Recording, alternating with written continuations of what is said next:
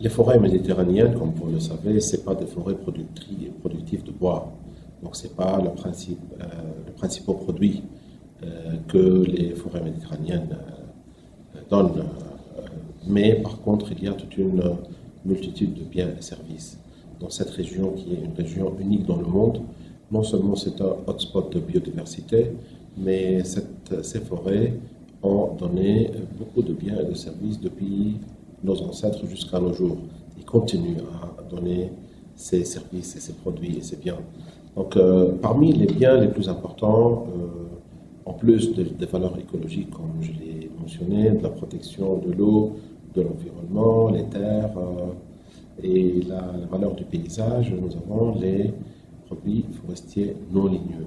Donc, selon l'écosystème, il y a une production qui est donnée, qui est disponible, il y a un potentiel qui pourrait éventuellement être développé.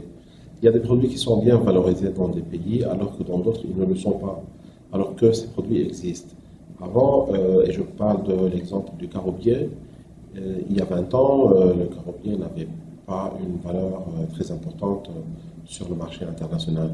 Mais soudainement, il y a eu une valorisation du carobier et puis il est devenu très important. Donc sa valeur dans les forêts, et surtout dans la région d'Afrique du Nord, puis en Moyen-Orient, elle est plus importante que de ce que fournisse la forêt en matière de bois. Donc vous voyez, il y a aussi des potentiels qui n'ont pas été valorisés jusqu'à maintenant. Or, pourquoi? Il y a des contraintes, il y a des défis. Premièrement, l'accès à la ressource. Deuxièmement, le savoir-faire. Troisièmement, l'organisation de la population, comment ils vont s'organiser pour exploiter. Et quatrièmement, le cadre juridique qui va gérer un peu cette exploitation afin que cette exploitation soit durable et que ne porte pas atteinte à la durabilité de l'écosystème. Donc, nous avons présenté aujourd'hui un peu un cas. L'AFAO a organisé un atelier en Afrique du Nord pour débattre un peu sur les success stories, collecter un peu les histoires dans un cadre d'amélioration de la qualité de vie des populations à travers le développement de micro-entreprises basées sur les produits forestiers non ligneux. Les 5 pays ont participé au mois de décembre à cet atelier de l'Afrique du Nord, Mauritanie, Maroc, Algérie, Tunisie et la Libye. Et donc, on a débattu un peu des défis, des acquis et des activités à entreprendre. Et donc, les pays, ils ont présenté un peu ce qu'ils ont, leur état, l'état actuel des ressources forestières et l'exploitation actuelle des ressources forestières. Ce qui nous a amené à avoir des conclusions très concrètes dans des travaux de groupe qui ont travaillé.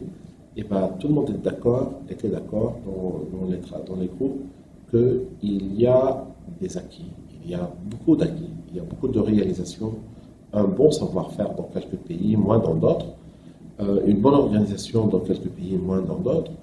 Donc, il y a toute une mosaïque. Nous avons voulu un peu harmoniser ces efforts et échanger l'expérience vu le contexte. L'Afrique du Nord, les pays, ils ont le même contexte socio-économique, un peu moins en matière d'écologie, vu que la Mauritanie a un contexte qui est un peu différent de l'Algérie, Maroc, Tunisie et un peu une partie de la Libye. Vous voyez? Donc, il y a des similitudes entre le sud des pays du Maghreb et la Mauritanie. Donc, et c'est là où nous avons pu recevoir un peu les recommandations et les attentes des participants. Donc, ils proposent de formuler un projet régional en Afrique du Nord sur l'échange d'expériences en matière de valorisation des produits forestiers non ligneux. En Algérie, une étude que l'AFAO a élaborée en collaboration avec la Direction générale des forêts sur l'état actuel des produits forestiers non ligneux, nous avons voulu identifier 3 filières qui sont les plus importantes en matière de développement.